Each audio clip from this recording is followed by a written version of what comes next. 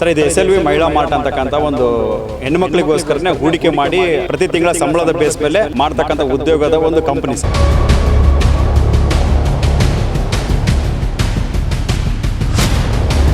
ಕೋಟೆನಾಡು ಚಿತ್ರದುರ್ಗದಲ್ಲಿಯೂ SLV ಮಹಿಳಾ mart ಹೆಸರಿನಲ್ಲಿ ಭಾರಿ ವಂಚನೆ ಪ್ರಕರಣ ಬೆಳಕಿಗೆ ಬಂದಿದೆ. ಅಗರಬತ್ತಿ, ಮೇಣದ ಬತ್ತಿ ಹಾಗೂ ಗುಡಿ ಕೈಗಾರಿಕೆ ಕೆಲಸದ ಹೆಸರಿನಲ್ಲಿ ನೂರಾರು ಮಹಿಳೆಯರಿಂದ ಕೋಟ್ಯಾಂತರ ರೂಪಾಯಿ ಸಂಗ್ರಹಿಸಿ ಕಂಪನಿ ನಾಪತ್ತೆಯಾಗಿದೆ ಎಂಬ ಆರೋಪ ಕೇಳಿ ಬಂದಿದೆ. ಬರೀ ಚಿತ್ರದುರ್ಗ ಒಂದೇ ಕಡೆಗೆ 60 ಕೋಟಿಗೂ ಅಧಿಕ ಸ್ಕ್ಯಾಮ್ ಆಗಿದೆ ಅಂತ.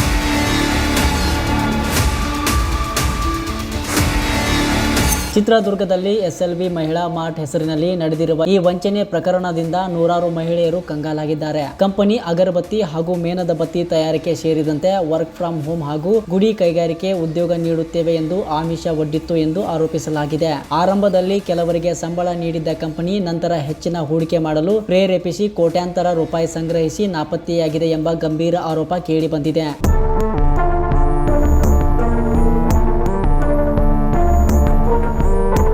ಒಟ್ಟಾರೆ ಸುಮಾರು 450ಕ್ಕೂ ಹೆಚ್ಚು ಗ್ರಾಹಕರಿಂದ ಸುಮಾರು 60 ಕೋಟಿಗೂ ಅಧಿಕ ಹಣ ವಂಚಿಸಲಾಗಿದೆ ಎಂದು ದೂರುಗಳಲ್ಲಿ ಉಲ್ಲೇಖವಾಗಿದೆ. ಆಂಧ್ರ ಮೂಲದ ಬೊಮ್ಮಲು ರಾಜೇಶ್ ಎಂಬಾತನ ಮೇಲೆ ಈ ವಂಚನೆ ಆರೋಪ ಕೇಳಿ ಬಂದಿದ್ದು, ಆತನೇ ಕಂಪನಿಯ ಪ್ರಮುಖ ವ್ಯಕ್ತಿ ಎಂದು ಶಂಕಿಸಲಾಗಿದೆ. ಈ ವಂಚನೆಯಿಂದ ಹಣ ಕಳೆದುಕೊಂಡ ನೂರಾರು ಮಹಿಳೆಯರು ಚಿತ್ರದುರ್ಗ SP ಕಚೇರಿಗೆ ದೌಡಾಯಿಸಿದ್ದು, ಆರೋಪಿಯನ್ನು ಬಂಧಿಸಿ ತಮ್ಮ ಹಣ ವಾಪಸ್ ಕೊಡಿಸಬೇಕು ಎಂದು ಒತ್ತಾಯಿಸಿದ್ದಾರೆ.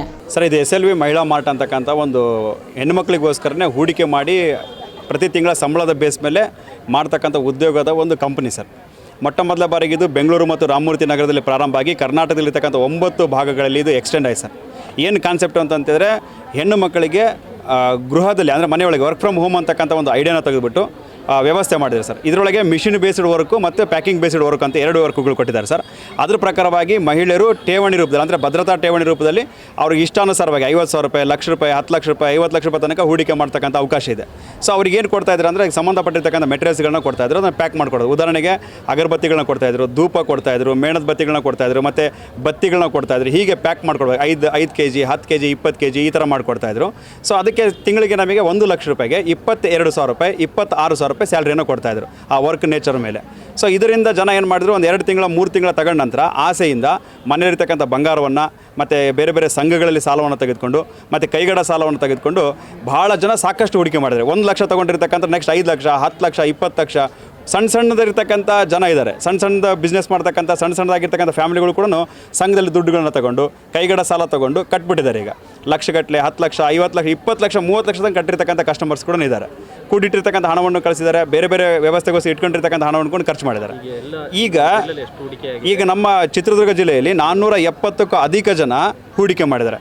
ಅದರಲ್ಲಿ 1 ಲಕ್ಷದಿಂದ ಹಿಡಿದು 50 ಲಕ್ಷ ತನಕ, 10 ಕೋಟಿ ತನಕ ಕೂಡ ಕಸ್ಟಮರ್ ಇನ್ವೆಸ್ಟ್ಮೆಂಟ್ ಮಾಡಿದ್ದಾರೆ. ಒಂದು ಅಕ್ರಾಸ್ಮೆಂಟ್ ಪ್ರಕಾರ, ಅಂದಾಜಿನ ಪ್ರಕಾರ, ನಮಗೆ ಬಂದಿರೋ ಮಾಹಿತಿ ಪ್ರಕಾರ ಬರೀ ಚಿತ್ರದುರ್ಗ ಒಂದೇ ಕಡೆಗೆ 60 ಕೋಟಿಗೂ ಅಧಿಕ ಸ್ಕ್ಯಾಮ್ ಆಗಿದೆ ಅಂತಕ್ಕಂಥ ಗೊತ್ತಾಗಿದೆ. ಕರ್ನಾಟಕದಾದ್ಯಂತ ಟೋಟಲ್ ಆಗಿ 860 ಕೋಟಿ ಆಗಿದೆ ಅಂತೇಳಿ ಒಂದು ಪತ್ರಿಕೆಯಲ್ಲಿ ಬಂದಿರತಕ್ಕಂಥ ವಿವರಣೆ.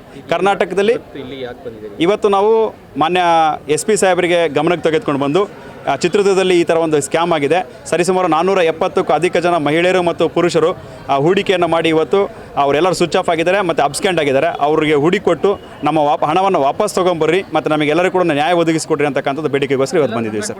ಸರ್, ಈ ಕಂಪ್ಲೇಂಟ್ ಕೊಡಲಿಕ್ಕೋಸ್ಕರ ಈಗ SP ಸಾರ್ ಗಮನಕ್ಕೆ ತೊಗೊಂಬಂದ್ಬಿಟ್ಟು ನಂತರದಲ್ಲಿ ಕಂಪ್ಲೇಂಟನ್ನು ಕೊಡ್ತಾ ಇದ್ವಿ. ಇಲ್ಲಿ ತನಕ ಯಾಕೆ ಕಾದ್ವಿ ಅಂತಂತಂದರೆ, ಅವ್ರು 5ನೇ ತಾರೀಕಿಗೆ ಬಂದುಬಿಟ್ಟು ನಿಮಗೆ ರಿಫಂಡ್ ಮಾಡ್ತೀವಿ, ನಿಮಗೆ ವ್ಯವಸ್ಥೆ ಮಾಡ್ತೀವಿ ಅಂತ ಕಾದ್ವಿ, ಅದ್ರ ಬರಲಿಲ್ಲ. ಹಾಗಾಗಿ ಈ ಥರ ಒಂದು ನಿರ್ಧಾರವನ್ನು ತೆಗೆದುಕೊಂಡಿದ್ವಿ.